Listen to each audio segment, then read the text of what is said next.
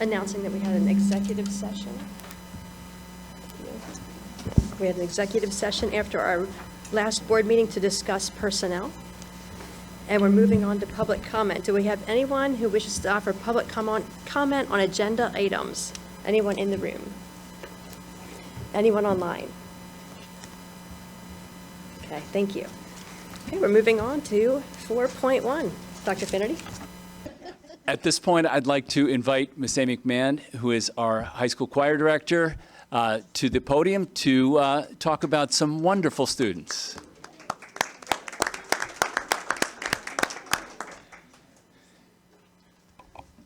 Okay, hi. I took notes, hold on. I haven't done this before. All right, so my name's Amy McMahon. This is my first year as the high school choral director here at Pottsgrove. Behind me are 3 out of our 4 amazing young singers that made PMEA district choir this year. So the way that it works is PMEA is the Pennsylvania Music Educators Association, and they divide Pennsylvania up into different districts. So we have 11 districts in our state, 12. Told you it's my first time. All right, so we are District 11, though. Yes. Yeah, okay. So we're District 11, which includes Bucks and Montgomery County. Every year in, November? Yeah, we audition. There were about 350 kids that come out. They audition to join the choir. And those who make it do a concert in January. They go to a host school, spend the night usually, rehearse for 2 days, and then the concert's on the 2nd or 3rd day. So behind me, I have Rocco Spinozzi D'Andrea. I have Haley Harner with me. And Landon Conrad. We also had Katie Reitmeyer make it, but Katie couldn't come tonight. So yay, Katie. I do want to brag about these kids behind me, though, because all 3 of them placed in the top 5. So out of the 350 kids in our district, Landon Conrad placed 4th, Haley placed 2nd, and Rocco also placed 4th. So because they were in the top so many, they were actually eligible to go on to Region Choir. In Region Choir, that then includes not only Bucks and Montgomery, but also Chester, Philadelphia, and what am I missing? Thank you, Delaware. Rocco just got back, so he's the pro. So unfortunately, it was the same weekend as our musical this past weekend. So Landon and Haley, although they placed in the top 5 of the district, they would have gone on to Region, but they chose to play in our musical. You may recognize them as Gomez and Morticia. Rocco did go on to Regions, which was at Quakertown. Yes, okay. And he had a blast. So the concerts were great. I'm extremely proud of them. And I think it should mention that he also placed really high out of about 800 kids. So this is a really big deal. So I'm very proud of them. Oh, that's it.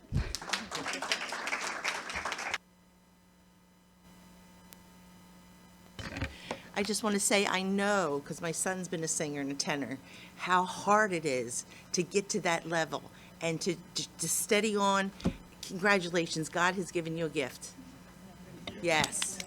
All right. Can I also, so this board is also approved the renovations to the audio system for the musical at both the high school and the middle school. I know on Thursday it sounded pretty good. Do you have any thoughts, like how so at the high school, it was a new amplifier, same mics, but new amplifier. How did everything work? Sorry. I can't speak to the whole sound system. I know that there were like some specs that we're not sure what's going on. We did mooch off the marching band, and we used some of their speakers to like help amplify our vocals this year, since the speakers in the auditorium, again, need the renovations. So, but we were able to amplify it. But we didn't have any mic issues this year as far as like connectivity. We had the guys come in and they like put the antennas up on the podium, which really helped. So things went really, really well. And if you were there, I think you would agree that it was loud, but it was good. So yeah, but we're really excited for that support. And it was fall. And it was full. Yeah, we sold out 2 shows out of the 3. We beat our record with Beauty and the Beast. We sold over 2,000 tickets. So our goal next year is to sell out all 3 nights, so we'll see. Thank you. While you're here, I wanted to congratulate Landon and Haley and just say it was a marvelous performance. I was there for 2 of the nights. I just thoroughly enjoyed it. And the final night, I don't know if the board knows, was Landon's 18th birthday. So he celebrated his 18th birthday on the final performance, on his final high school performance. So congratulations to the 2 of you. You're marvelous performers.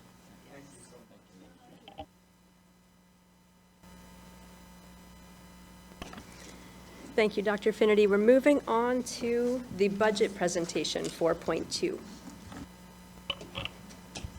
Good evening. It's behind, yeah, I have the budget presentation behind you. So I'm going to get started. You can start with the next page. Chrissy, thank you. You know, I was asked a question a while back from the board about using fund balance to balance the budget. And I just want to go over a few reasons why that's not a good idea to do that. And maybe talk about when is it a good time to use it. So I wanted to put up there our current fund balance as of June 30th, 2023 is the $22.3 million. One of the reasons not to use fund balance is when we got rated by Moody's, one of the reasons why we got rated our AA2 rating was because of our fund balance. They like to see about 25% of our revenues in fund balance.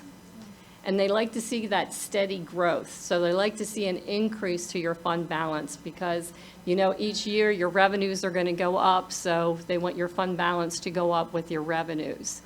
Another reason why we got the AA2 rating was our healthy cash and available fund balance metrics. Increase in expenditures year over year. So our expenditures go up year over year, at least 3%. We know we have our union contracts that have at least 3% built into them, and that's a majority of our budget is salary and benefits, and we know they go up year over year.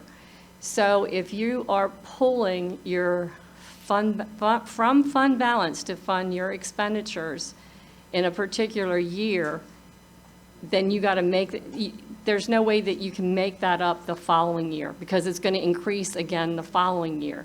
So if you try to balance your budget, let's say you're short like $2 million in balancing your budget, you're going to be short that same $2 million plus the increases to your expenditures the following year.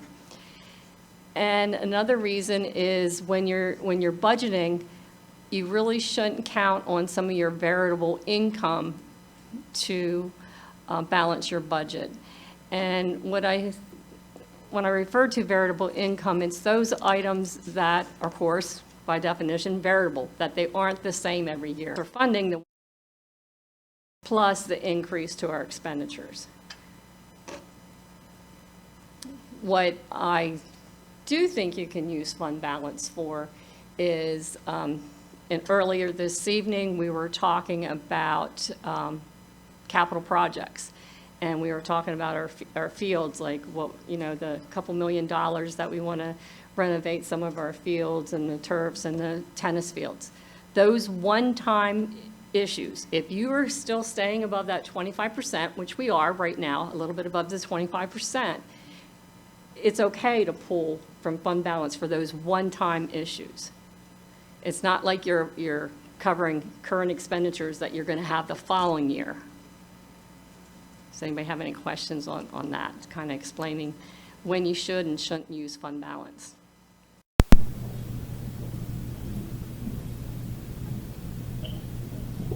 So just to kind of touch on the fund balance issue, because something that I've asked about before, we've talked about the surplus that we have from fiscal year end 2023. And I know we discussed that we had a fund balance, but whether or not we use it or use it, I believe it's at $2.7 million. And that Was generated from a 1% tax increase. That particular year, we had a 1% tax increase. And I understand that we're losing a significant amount of revenue through the ESSER funding. I guess all that to say, we're still over. I guess I just want to understand a little bit better, because folks will ask, and I'm also asking, when we have that, that's a pretty significant surplus.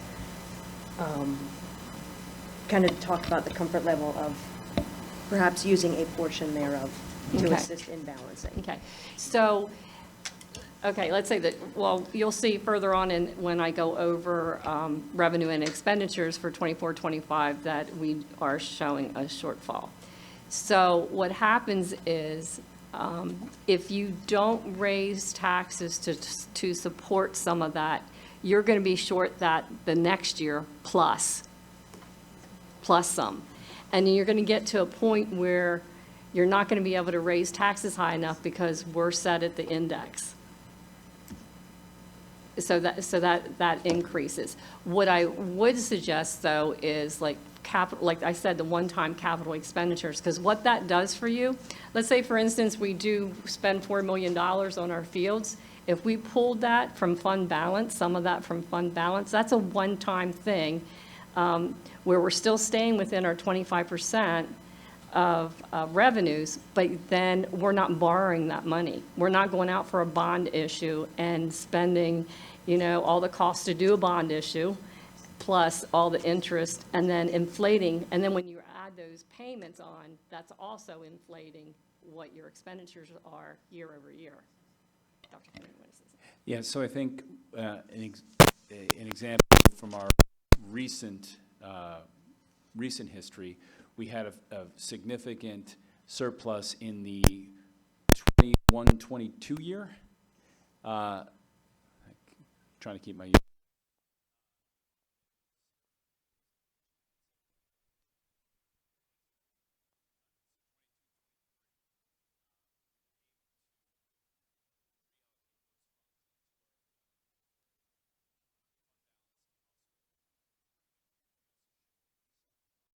To our capital reserve. And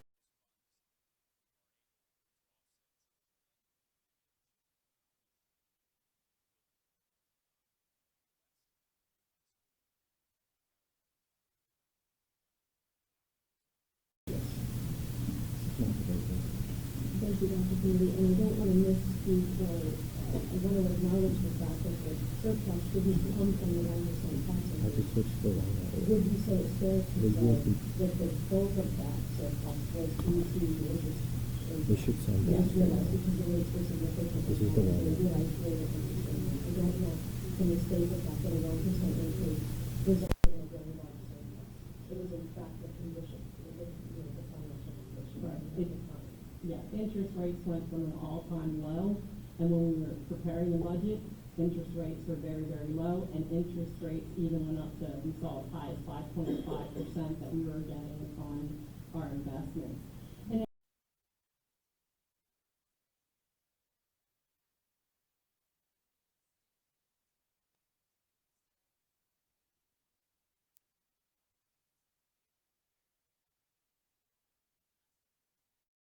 So we can't count on any additional money that we get from the state, and because they always pass their budget after we have to have our budget.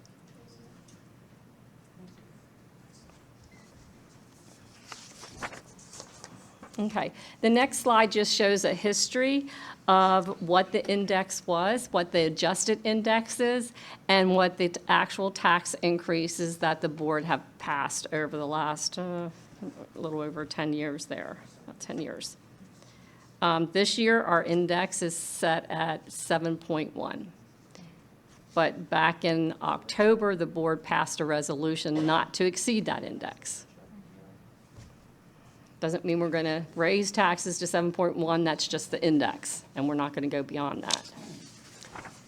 The next slide just shows, based on our current assessed values of our properties, The first column is if we would do no tax increase, that is our tax revenue that we would earn. It would be the 40 million, almost $40.9 million. And then it shows how much we would earn. If we would raise to the index, we would get about $3 million.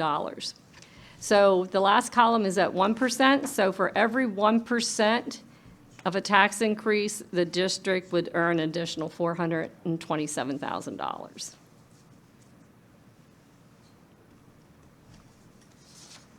So this slide also takes into consideration homestead. We get homestead money. So we get that money from the state, but we turn around and give it out to our homestead and farmstead properties. So it comes in and it goes out. So that helps reduce the real estate taxes for those who apply for the homestead. And then, of course, we always apply a collection percentage because we never get 100% of all of our tax bills because some do go to delinquent taxes. Okay, the next spreadsheet actually shows, based on an average assessed value of $120,000, it just shows like if taxes were raised 3.5%, that would be an increase in tax liability of $168 to the taxpayers. So it's just a schedule that shows, well, if we would increase 1%, do a 1% tax increase, that would be a $48 increase to homeowners. See, next slide. Okay, this is our 24-25 budget information that I'm going to go over. So some of the positives in this budget, it actually says 23-24, it actually should be 24-25. The real estate taxes increased $870,612, and that is just due to the assessed values, new housing starts or assessment changes. This does not include any tax increase. So the budget that we're showing you shows no tax increase. Earned income taxes are actually up by $350,000, and I'm showing an additional interest income in this year of $400,000. Again, our challenges expenditure-wise for this budget is our federal revenues are down about $1.5 million, and that has to do with our ESSER funding going away. We have an increase to our special education costs. There's an increase in population and also cost. Our salary and benefits increase year over year. And our charter school tuition, our cost keeps going up. We've taken, as we try to reduce children in charter and bring them back into the district, but the cost per child keeps going up each year over year.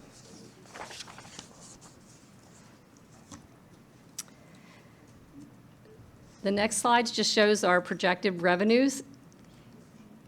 It compares our 23-24 budget year to a 24-25 budget year with revenues, and it breaks it down between local, state, and federal revenues. As you can see, our local revenues are going up about 1.6 million, state about 700 million, and then, of course, our federal revenue going down because of ESSER funding. 700,000. Yes, not 700 million. Oh, did I say million? Sorry, 700,000. We wish they would give us that much money. We're bringing back stats. That would be great. I think it would be important to note, because the only number out there on the state funding is the proposed, the governor's proposal for his budget. That, as originally communicated, was 2.2 million in BEF. Right, right. Now, there's a long way between a governor's proposal and actual ratification. So that could be something, if the number is closer to the 2.2, that would be a very significant change in our budget. We will not know that by the time we have to pass this budget. We're held to higher standards than our state. We have to pass our budget but in June. The state, they can take as long as they want to take. 4 years. Yes. And this year is different than any other year in the fact that the basic education funding is a different formula because of all the state lawsuits. So the formula has changed. Now, DeVasbo, which is our Delaware Valley School Board of Business Administrators, and also PASBO at the conference last week, stated that do not put any of that, they would not suggest you put any of that money into your budget. There's a base, and our base did increase, so they did suggest putting that base in because they feel we are going to get that base, but they did not suggest putting any of the additional funding because they are not sure it will pass. At PASBO last week, I went to a session with 2 legislators, and they made the comment that if they can't agree, what they think they're going to do is push it back to the court if they can't agree on a funding formula, and then let the court decide on how to fund that additional money. So do not count on that additional money coming in your budget. And that could delay the budget because once you get the court involved, it's going to take longer time. Well, that's a different issue than them passing the budget. They do feel that they will pass a budget because it's an election year and everybody wants to be out campaigning. So they will probably play nice and pass a budget. That's what they were saying. I had an opportunity to ask them about special education funding, and they made the comment that that is not on their radar, that they have, yes, they have asked the federal government to do something about special education. So I really don't see the state coming out and doing much with special education. They're waiting for the feds to bail us out on that.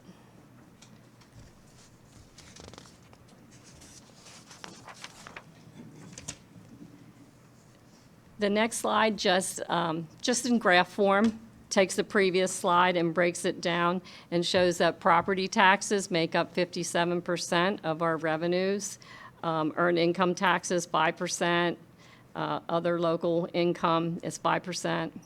Very little federal money do we get, that's 1%, and our state comes in at 32%.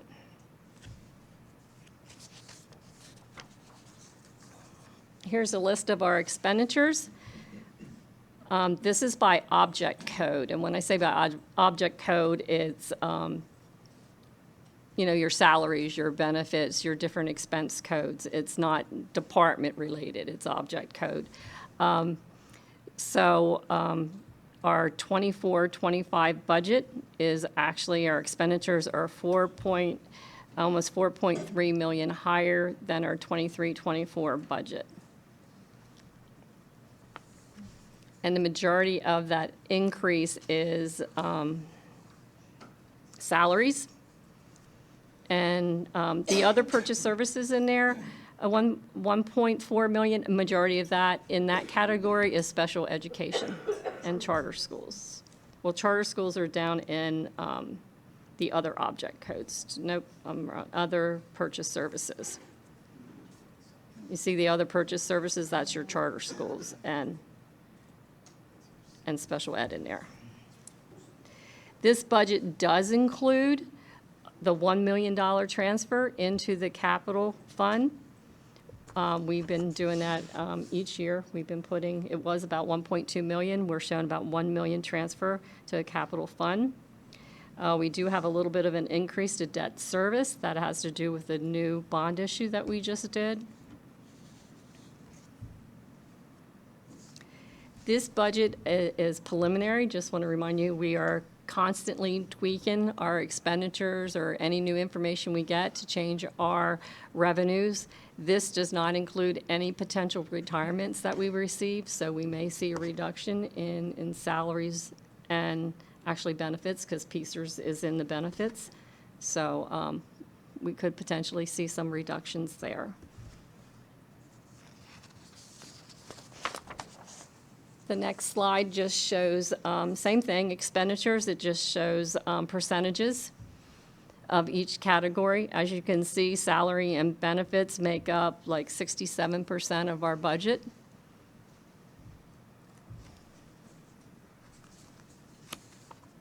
Okay, next slides.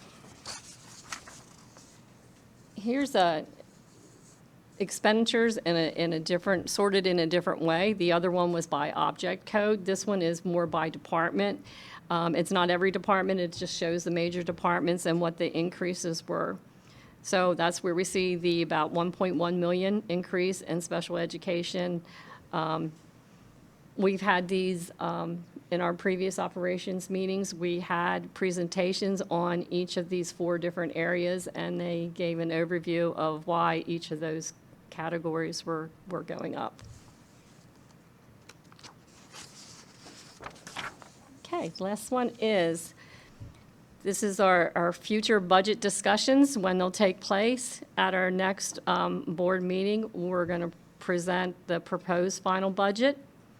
And then on April 9th, our board meeting, we're going to vote. There'll be a vote on the proposed final budget, and that has to sit for so many days until May 14th, then, where the final budget can be approved. Anybody have any questions for me? Mrs. Clayhold, for the benefit of the community, can you explain, you had touched on charter schools a couple times in the budget, and it's an issue with every school's budget. It's not that we have additional students going to the schools. In fact, we have students returning.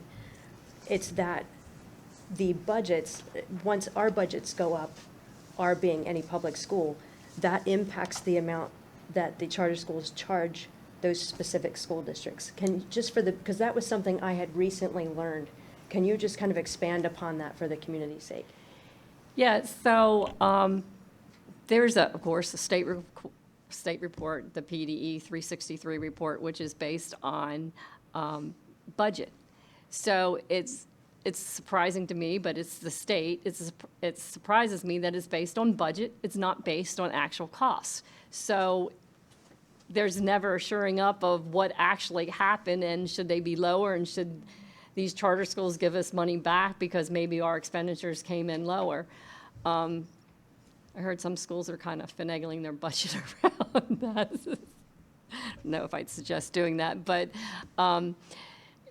so yeah, when our expenditures go up, then it's based on that, on our budget, and it's a formula. And right now, regular tuition costs are about 16 million. I think special ed's around 32. I think 30. And I could speak a little to the numbers. I believe that over the last 3 years, we've seen a reduction. We've seen 30 fewer students in our cyber, and that's brick and mortar and cyber charter schools combined. So students have been returning to our district. The individual cost per student for the charter tuition has increased. And I believe the number in this budget is something like $3.9 million in charter schools. There is a very lively discussion that's happening in Harrisburg about how Pennsylvania funds their charter schools, and that would be incredibly beneficial to our district and to districts across Pennsylvania. That it was in the governor's budget proposal, and I know our local congressmen support that vigorously, and that would benefit our district very significantly. Again, we are unlikely to see any finality on that, certainly before we have to pass a budget. Yeah, that could be a huge savings to us. Thank you very much for all of your work preparing this budget and for sharing what you learned at the conference. Just cannot thank you enough for all of this, Oh, truly. you're welcome. And thanks for answering all the questions. Oh, anytime. Appreciate that. Does anyone, speaking of questions, does anyone have any questions before we move on to our next agenda item? No, just like to thank Deb. Mm-hmm. Great job. I'm still confused. Good job. Actually, I know we can't have a majority, but I know Tanya and Unique are going to meet with me individually since they're new members and go over the budget in detail. But if anybody else would like to set up individual meetings with me to discuss more items in detail, I'd be happy to do that. Thank you very much. Okay, we'll be moving on to 5.1, the March 2024 Student Report. Hello, everybody. I'm going to try to talk slow today because I have a lot to say and I want to say it. So my report's going to be talking about like a lot of the spring sports that are happening right now and a wrap up on the arts that we had. So the high school had a great production of The Addams Family, as you guys heard earlier. And I also thought it was a really great art show. I walked around before the musical, and I thought the art was really great, especially I love looking at the senior boards. I think they're really cool, and like just letting them document all their art that they've made throughout their high school career is really cool to see. But it was a great weekend of supporting the arts and all the hard work our students have put into them throughout the school year. Spring sports are starting to pick up as well, with many practices starting and games are looking to start soon as well. Our swim team has 2 state qualifying times in both of their relays and are going up to Bucknell University for states this weekend, so good luck to our swimmers. I want to congratulate our swimmers for their hard work and dedication to Pottsgrove athletics and wish them the best of luck at states. Our Pottsgrove boys tennis team had their first victory today for their opening game against Marvel Newtown. They won by a big margin. I got to see some of it today, and they looked really good. The Unified Track team had their first practice today, and baseball and softball had scrimmages against Collegium Charter School, as well as the lacrosse teams having scrimmage Collegium Charter and the Westchester East. Last week was Read Across America Week for the elementary schools, and they participated in style with many spirit days. They also got visits from the high school student athletes who read to them on, I think, Tuesday. On Thursday, Lower Pottsgrove had their career day and were visited by high school seniors to talk about their future plans, answer questions about middle school and high school, and explain to the students what steps they took to learn what career path they wanted to take. I want to say a huge thank you to Mrs. Flanagan at Lower for organizing the event. It was a huge success. It was definitely enjoyed by the students as well as us. I got to go to it, and it was really cool to talk to the kids. Like, they're just very interested in like the future and like what jobs they can have, and it's just really cool to like inspire the younger generation. On another exciting note, the senior class leaves for their class trip tomorrow, and we are going to go to New York City for the day. There's going to be a variety of activities for us to pick from while we're there, including sites, Broadway shows, free time, and more. The trip is going to be a great celebration for the seniors and their hard work during their time at Pottsgrove. That's all for me. Go, Cecilia. Your turn. I have like any information left to give after that. I really like how we did the art show and the musical in the same night. I feel like it allows like a lot of kids who are artists are in the musical, so it allows people to see both at the same time. A lot of parents helped this week with the musical. I know a lot were helping with the concession stand and selling tickets. Right Across America, the cheerleaders had to go a separate day because West had, I think, they came here for their preview. They're like, I feel like we should do more stuff like that throughout the year, not just for Read Across America, because they really do like enjoy it. Like all the teachers were like, oh, they love when you guys come here, and like they're so excited to grow up, and I'm like, okay. James and the Giant Peach, it opens on March 21st. That's our cheer banquet, which we got to go for free this year because we raised enough money on our SNAP raise. And I would like to talk about March Madness. Miss Ebert put a lot of work into organizing a full month full of like college visits for us, and we get to come in here and talk to all the who are representatives, and they talk about your school. And there's like a couple colleges I've talked to I've never like thought about going to. They talk to you about scholarships, and like you can like go into detail about what you want to do and why you want to go there. And yeah, and she's like been like rewarding kids who go, like I think it's like a raffle or something. Yeah, so like if you go, like you get your name in a raffle, so it's like she's motivating you to like go visit stuff, and you can win money, so that's cool.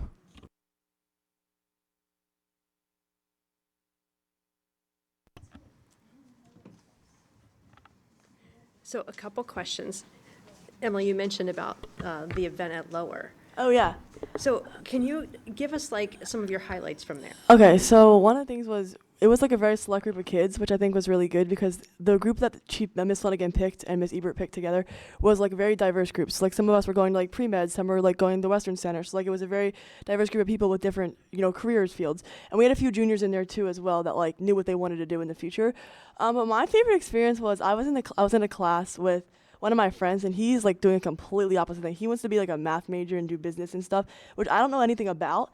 But like it was really cool because I feel like I could connect with like the people that I didn't even know, and like talking to the kids, like they're just so interested in like the little things. Like they're so innocent, and like it's just really cool to be like, oh, like I might inspire the next person to be like do this field or whatever. And they have so many questions that like seem like basic questions, but like I didn't know about half the jobs that were there when I was that age, and like getting to hear like from people that want to do it themselves is probably really good for them because like a lot of the teachers are even saying like how a lot of these kids don't know like what jobs exist until people tell them. And so like I think it was really cool to see like the kids' reactions to like hearing certain jobs like, oh, I want to do that when I grow up, and like it was just really cool just to be able to interact with them and like feel like I was inspiring them to like pick a career field in the future. That is awesome. And Cecilia, you were talking about March Madness. So you've attended some of the events, and what did you think? What did you think about? Did you talk to some of the businesses? Did you gear more toward the colleges? What's your take? I want to go into nursing, so I was looking more at 4-year schools. I think my favorite I talked to so far was LaSalle's. She like really went into detail with me about how what scholarships I can get with my GPA, and she like sat down with me and like went through it specifically. So it was more like geared to each student, which I like that. Cause like I've gotten general overviews of colleges, like our campus is really nice, it's private. I'm like, okay, like that's nice. Like I just wanted to know more about it, and there's stuff I didn't know, like you can work hands-on in hospitals, and like I thought that was cool because like, you do basic research. It just tells you like how much it is to go a year and like what majors they have, and I thought it was really cool to be able to like go in detail with that stuff. And they were really nice, and there's a lot of diverse stuff. Like if you don't want to go to college, they had like what they have UPS there, so it was like there's like jobs that you can go with no debt, and then there's a bunch of private schools. So I thought it was cool. So I thought it was cool how like, because you didn't want to go to college, so I had the opportunity to talk to people, and like it just showed that you don't have to go to college to like have a good job. So there's a lot of things that like was cool about it. Yeah, I wish I had it when I was a junior last year because I like had to go find college fairs myself, which, believe it or not, are hard to find. They don't really exist. I had to go to Philly to find one, and like even that was very general. Like it was more just like, okay, here's my campus, like come here. But like I wish that I had like this when I was a junior because I actually stopped by just to see like what it was about. And I thought it was really cool. Like I wasn't really particularly interested in any of the schools that were here, but just getting to hear like how hands-on and like one-on-one they made it was like I would have loved that when I was an underclassman. And I feel like it's a really good thing that like we're doing, and I think we should keep doing it. So I agree. Miss Ebert's doing a really good job with it. So hats off to Miss Ebert. They also had these little they had pamphlets to hand out if you're interested, and they gave you like little cards to write down your information if you wanted to receive emails about more like stuff like that, or like scholarships they give out. So I thought that was cool because it's also hard to find scholarships that are more geared towards you and like where like specifically you want to go. Like you can get general scholarships, like if you want to go somewhere specifically.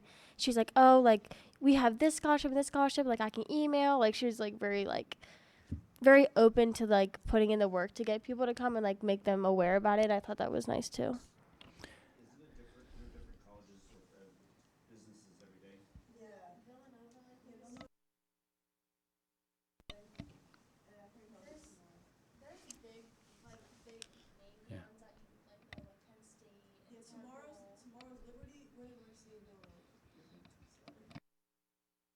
Yeah, if I can just comment for the benefit of people listening at home. In the first week, we had more than 300 appointments. So that's 300 students meeting with the 17 organizations that were on campus that week. A list of all the organizations and the days they're going to be here. That's on our website. You can see that. This is the very first time that we're trying this. And I couldn't be prouder of the work that she's doing and how successful it is. It happens right here. It happens in this room with students attending at lunch, and we have the companies and it's a nice mix of companies, armed forces, and post-secondary institutions that are here for people to talk to. So during the lunches.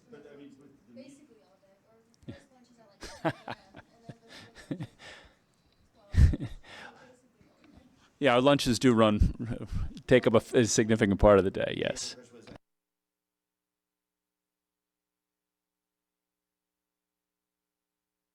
How it kind of worked was like, well, the first time I went, there was like 4 kids standing around, and like some would ask her questions or like some would just listen, and then it's like there's more like guiding people in the group, and then there's some that just kind of stood there, and then that was nice, and then like some that just kind of looked and then walked away and then went to somewhere else, and then like, but if you stayed and like during your lunch, like we have like a half an hour, I think, so it's like a lot of time for each person. And Miss Ebert, she makes sure to go into every lunch and say, guys, like we have all of this, like you have to come, and the kids do come, so it does work. I was just really happy she did it, and it's not only open to juniors, like freshmen and sophomores can come too, which I think is good because it's good to start early rather than late, because I feel like once you start thinking about it, it's easier when it comes. And I'm just happy that, because I was like I don't want to like look it up myself because like I don't know, it just like is scary. And I feel like you look up colleges you've heard the name of, like I looked up like Penn State, which everyone here's a Penn State if you live in Pennsylvania, and I was just like I would have never looked up like the smaller stuff, so I really was really appreciative of that.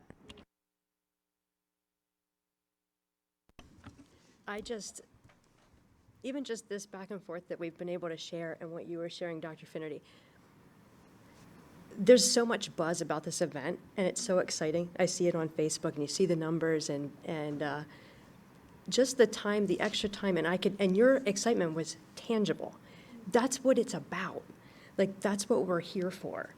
And I love that. I appreciate you sharing. I absolutely appreciate the work of the guidance department to come together with these incredible opportunities, just to be able to have a room full of colleges and, different post-secondary looks for people, the diversity in that, something for everyone is amazing. And again, just a small case study, if you will, of 2 students sharing with such joy, and that's what it's about. That is what it's about.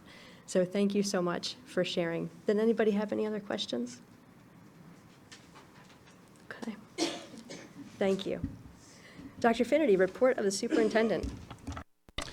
Thank you, and good evening. 2 quick items. First is a list of 3 grants for which we have made an application. The district recently submitted these 3 grants through the Pennsylvania Commission for Crime and Delinquency. These grants totaled $628,950 and include the following. A school district meritorious grant. This is a non-competitive grant issued to address safety, security, and prevention. The district was awarded $40,000, and the funds will be used to increase counseling services. We also have a school district mental health grant. This, again, is a non-competitive grant issued to support the behavioral health needs of students. The district was awarded $138,950, and the funds will be used to increase counseling services. And lastly was a school district safety grant. This is a competitive grant issued to support physical security or behavioral health needs within the district. The district is waiting to hear the outcome of a $450,000 grant that would be used to replace aging entry system and also upgraded our security systems, specifically the cameras. So that's the first item. And then the second item is our HR department is once have part-time duty aides, custodians, bus drivers, and food service positions. And these are critical for our student learning, the operations of our building, and staff culture. Typically, our successful candidates for these roles are from the Pottsgrove and local community. Please consider working for Pottsgrove and share these opportunities with your neighbors and friends. Again, it's Tuesday, the 19th, 3 to 5 at the district office. There is a sign up on our website and our district social media. So thank you. Thank you for sharing, and thank you to the folks who are writing and applying for these grants. That is certainly no small task, and we can see the fruits of that labor, so thank you to them. Okay, we're moving on to action item 7, approval of the minutes. I'd like to make a motion, we combine 7.1 and 7.2. Thanks. We have a motion and a second to combine 7.1 and 7.2. Are there any questions? Hearing none, all in favor? Aye. Any opposed? Motion carries. Moving on to 8.1, receiving of the accounts.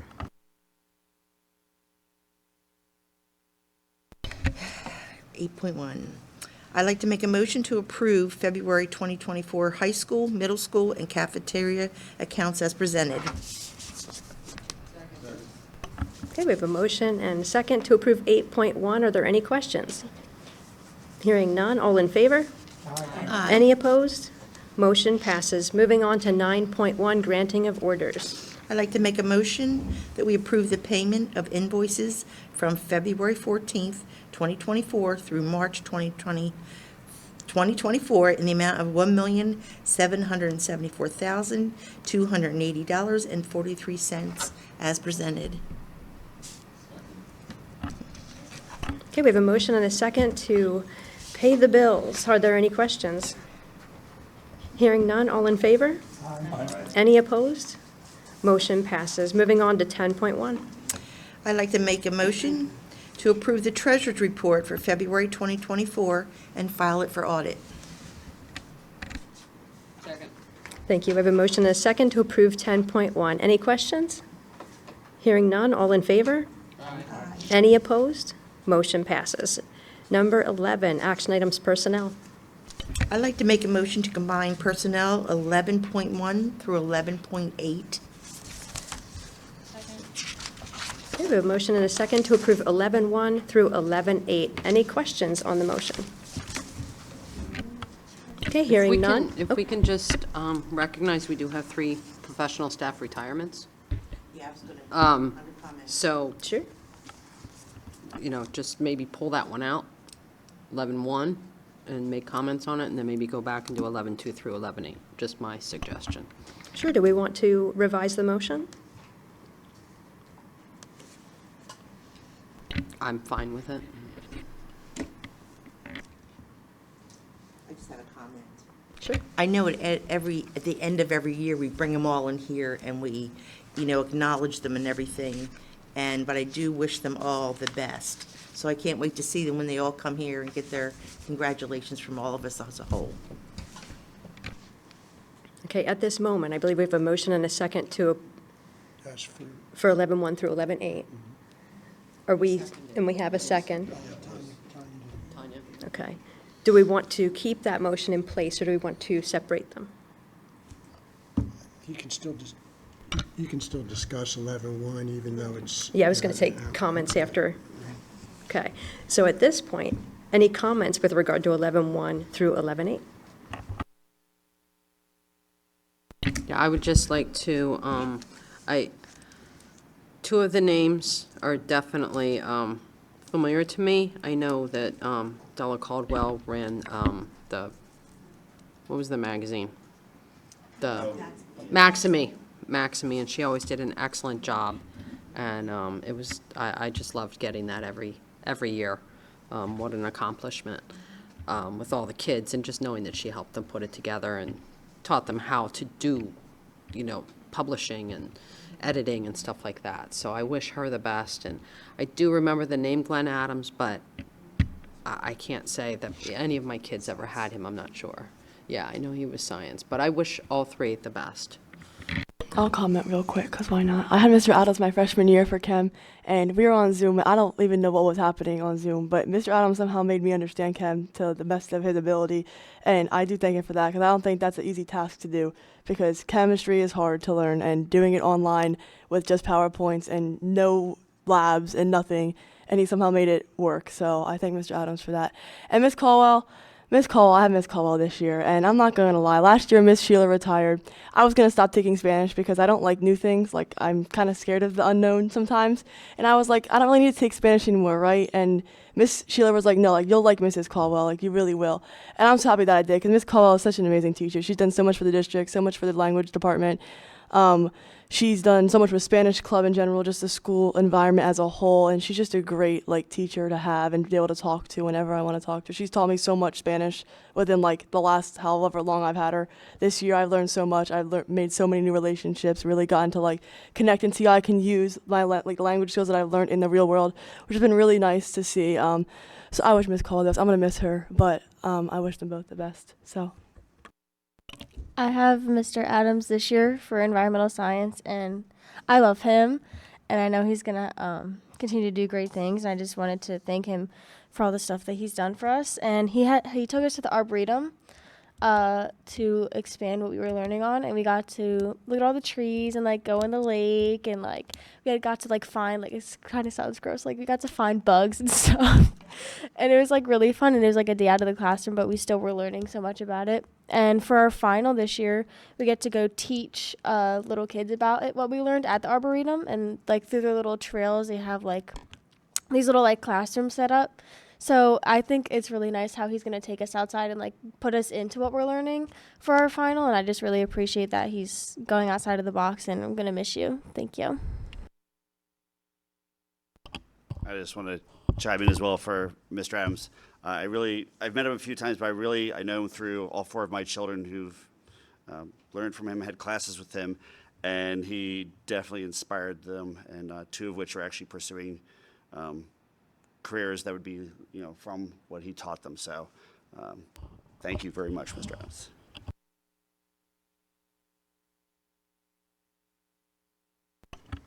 Are there any others?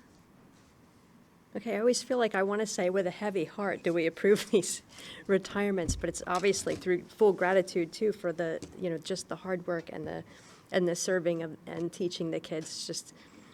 It's just beautiful. So again, thank you, and wishing everyone well. That said, we're voting on 11-1 through 11-8. All in favor? Aye. Any opposed? Motion passes. Moving to 11.9. I'd like to make a motion that we approve 11.9 with an explanation for the community. Is there a second? Thank you. We have a motion and a second to approve 11.9. Dr. Finnerty? Yes, so 11.9 is to augment our staffing for our evening academy at the high school. So we run, as you may recall, we run a evening academy for students that have need a more supportive environment than is currently available in our day program. So it's a small program. It's has a small number of students staffed by our teachers, and this is to kind of fill out our staff. Okay, are there any other questions? Hearing none, all in favor? Aye. Any opposed? Motion passes. 11.10. I'd like to make a motion, we approve 11.10 after-school tutoring with a explanation for the community. Thank you. We have a motion and a second to approve 11.10. Dr. Finnerty? Yes, so this is for our after-school tutoring. Our after-school tutoring is largely funded with the last of our ESSER dollars. These are dollars that are used to fund students who have identified needs in K through 12. What you're also seeing here is we had a successful boot camp with our biology teachers who I brought to you to kind of share what they did last year. And there's 2 AP classes that are offering a similar boot camp this year. So that's what this is to fund. Thanks. Are there any other questions? Hearing none, all in favor? Any opposed? Motion passes. Moving to 11.11. I'd like to make a motion, we approve 11.11, registered nurse hourly rate increases, and with an explanation, of course. Do we have a second? Second. Thank you. We have a motion and a second to approve 11.11. Dr. Finnerty? So this is a hourly rate adjustment for our registered nurses. At our in our buildings, we have 3 levels of our nursing staff. We have the certified school nurse, which is the highest level. They are actually on the teacher's contract.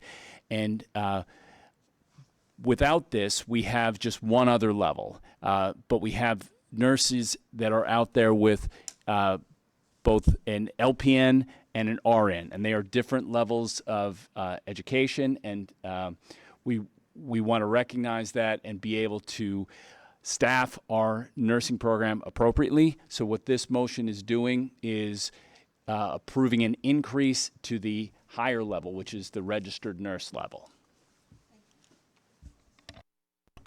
Thank you. Are there any other questions? Okay, hearing none, all in favor? Any opposed? Motion passes. Moving on to action items, business.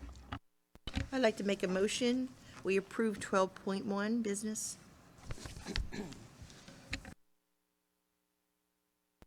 Okay, we have a motion and a second to approve 12.1 budget transfers. Are there any questions? Hearing none, all in favor? Any opposed? Motion passes. Moving to 12.2, transportation contract. I'd like to make a motion. We approve 12.2, the transportation contract, with an explanation for the community, please. Second. We have a motion and a second to approve 12.2. Again, Dr. Finnerty. Yeah.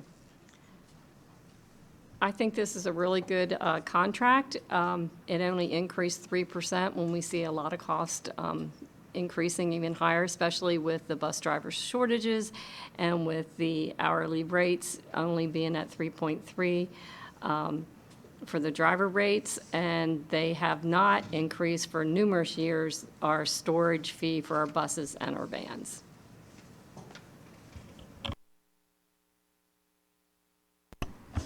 Thank you. Are there any questions?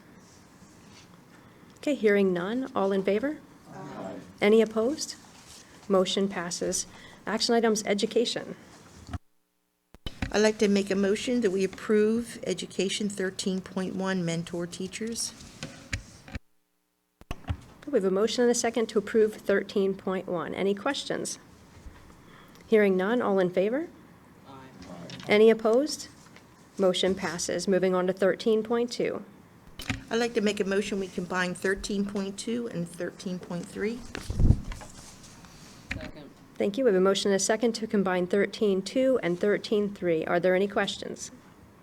Hearing none. All in favor? Aye. Any opposed? Motions pass. 14.1, MCIU update. So I am going to have to push that back because I do not have the minutes. For some reason, they sent us something about Earth Day and a couple other, but I don't have the minutes from that meeting. So once I get them, I will let you guys know. Also, the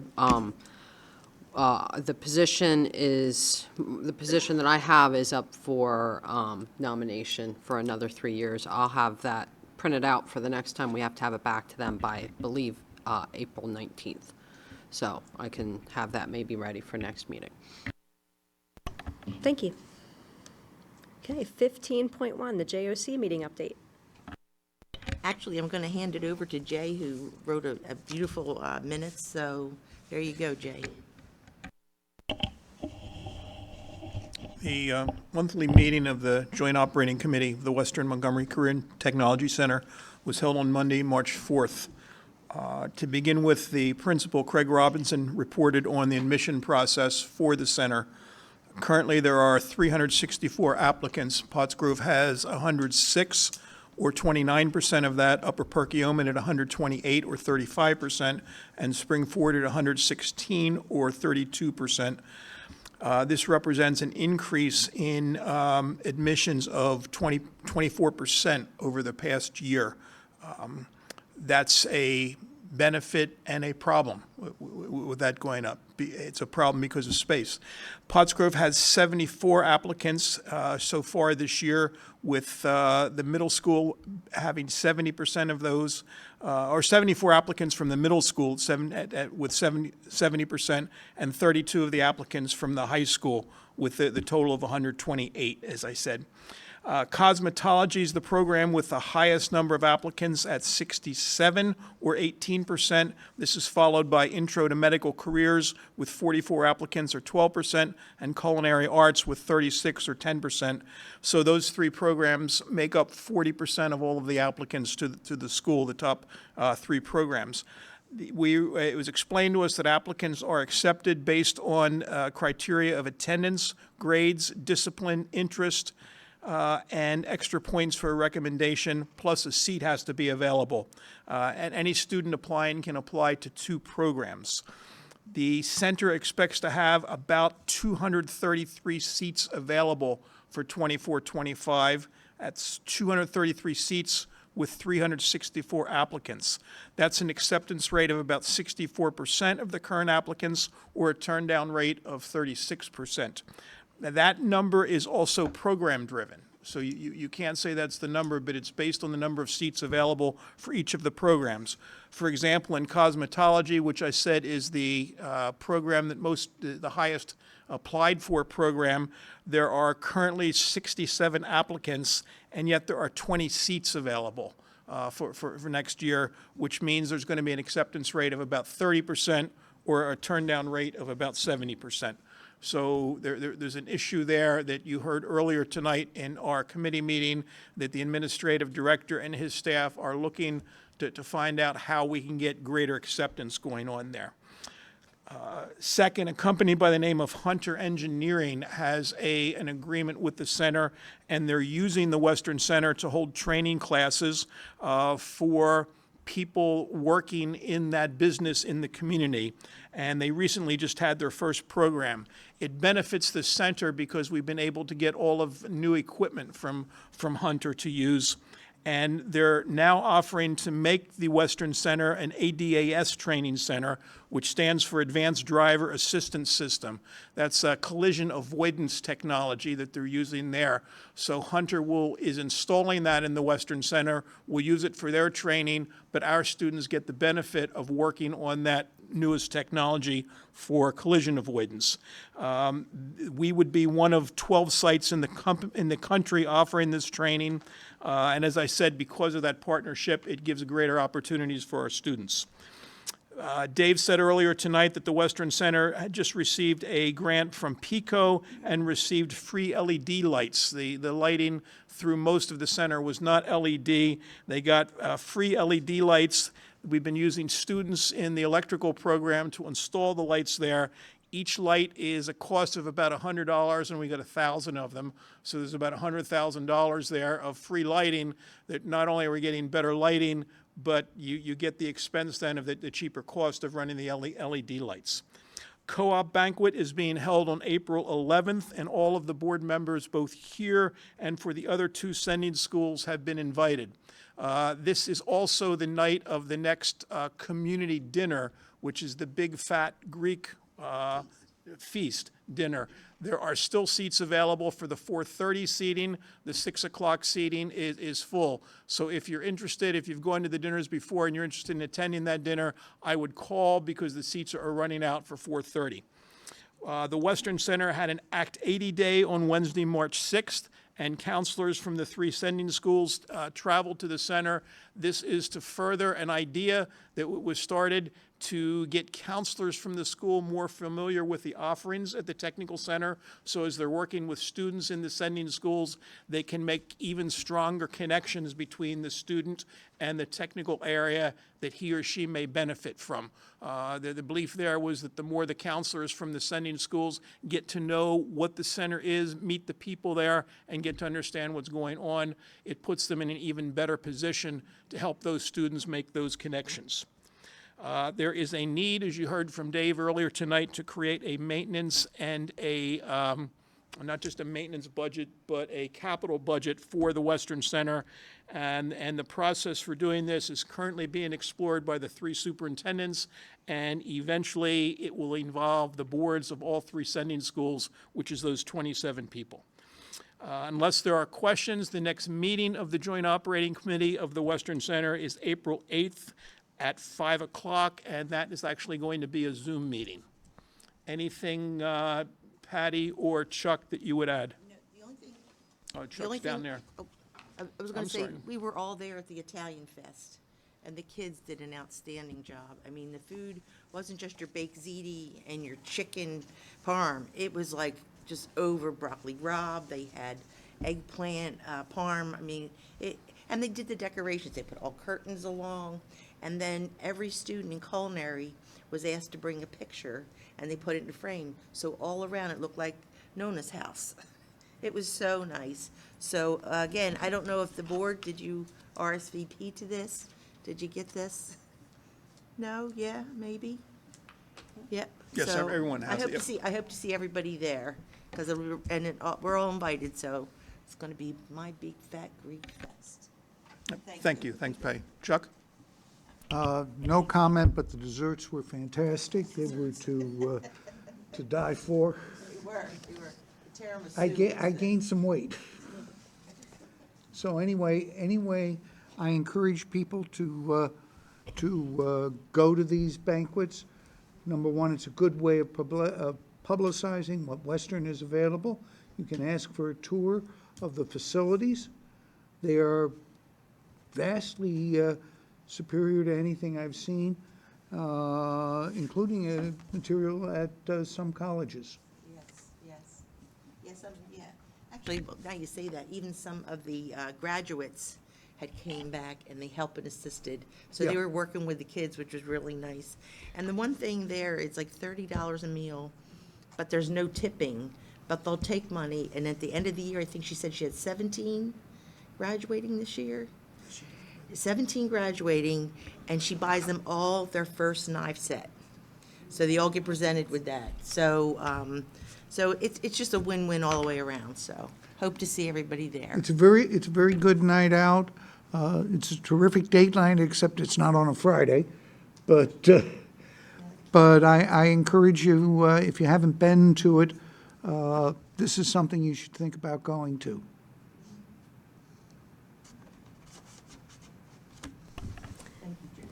Thank you. Any questions with regard to the report? Okay, we're moving on to committee items, 16.1. I'd like to make a motion, we combine committee items 16.1 along with 16.2. Second, Okay, we have a motion and second to combine 16.1 and 16.2. Any questions? Okay, hearing none. All in favor? I Any opposed? Motion passes. 16.3.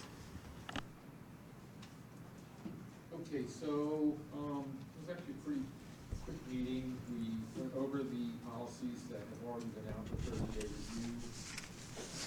They included the education for military children, the government and accounting standards board, which it turns out is not optional, and attendance.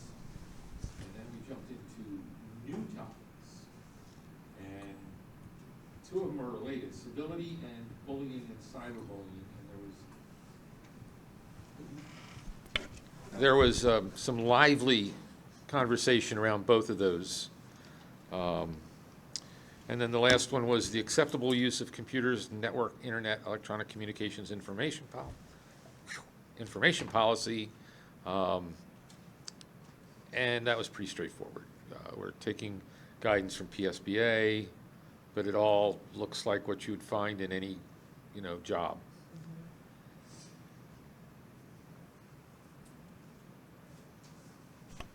Any questions with regard to the report out? I missed one. Oh, go for it. And this one's important. Public comment in board meetings.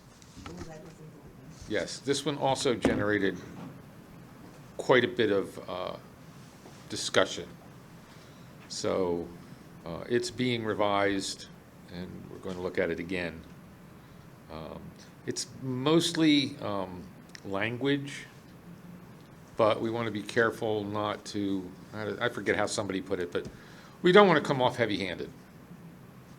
So she's working on language that softens the message a little bit. And now that's it.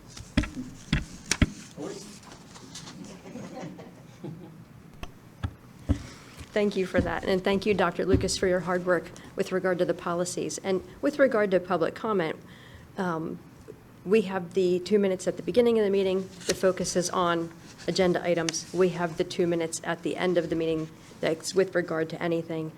It was stated prior, Mr. Davis had mentioned public comment. Think of it as public testimony. It's not a conversational piece. It's basically just, making that testimony, that statement. If there are questions tied up in it, administrators will answer those questions. So it's basically like we are here for all of that, but we also want to be able to hold the integrity of the meeting and accomplish our work throughout the meeting. But no question goes unanswered. And many times, Dr. Finnerty stays all hours to speak with community members who come, parents, students, whoever. and closes up the place, so to speak. So again, just to kind of address that fully, like, we're here to answer all the questions, we're here to serve. Thank you for the report out, and thanks again, Dr. Lucas. So with that, we are at new business already. Dr. Finnerty? I shared this last time, but I want to share it again. 10th graders, we are recruiting a new student school board rep. So there will be information put on Schoology, on the PGHS Schoology account, our social media account. If you are interested in serving your community and being a positive force in the district for the next 2 years, we want to talk to you. So please look for that application, fill it out, and we'll be looking to start interviews in the early spring. So thank you. I have a comment. If you have any questions about it, you can either come to me or Emily. We'll be happy to answer any questions that you may have. And yeah, don't be afraid. It's fun. It's easy. I second what Cecilia said. I was about to say it, but she beat me to it. So yeah, come if you have any questions. Literally, I'm here all day. Believe it or not, I'm here all day. So I'm here every single period. Somehow I'm here. So if you have any questions, literally, email me, text me, whatever you want. I will come to your class if I have to. Let me reach out, and I will give you all the information. Thank you. Jay? Word of recognition to the folks who worked on the sound system at the recent stage production of The Addams Family. It was a project we took on. I think, Jeff, you had something to do with this or helping get this organized. But to you and to all of the people who worked behind the scenes, it was good. The sound was very, very good. My understanding is that all of our mics are not in, but we were working with a new amplifier and just a new setup of the equipment. It made a huge difference. And to me, it made our students who are great look even greater because you could hear what they were doing. So it was just marvelous. Also, a shout out to the pit band and to the stage crew, the people who are working behind the actors, make the actors shine. Especially being a drummer myself, a shout out to the percussion section in the pit band. The set drummer, I think, does a marvelous job in playing drums, and the female senior who was playing percussion, I just thought was excellent with all of the pieces that she had. So to all working behind the scenes, but especially the people who worked to help that sound system make a difference, they succeeded. And thank you. Thank you. Patty? Yeah, I have a couple things. I just, personally, I'm looking forward to the Harlem Wizards. That's next Wednesday, right? 20th at 7 p.m. And that's going to be a benefit for the Education Foundation. So I'm pretty excited for that. Again, wishing good luck my granddaughters in James and the Giant Peach this year. Last year she did stage crew. She liked it so much, so now she's got a part. So I'm looking forward to that, and I wish her the best. Last meeting we had, I put a reaching out to the community for the Pottsgrove rec. I found one that called, and he's known to the whole community, Martin Schreiber. Yeah, he's perfect for it. So we're going to work out like the terms, and I'm not sure if we have to put him on the agenda. I'm not sure how that all works, but thank you, Martin. Look forward to you coming to the Parks and Rec, but he is phenomenal. We're going to have a good time. So that's it for me. Anik?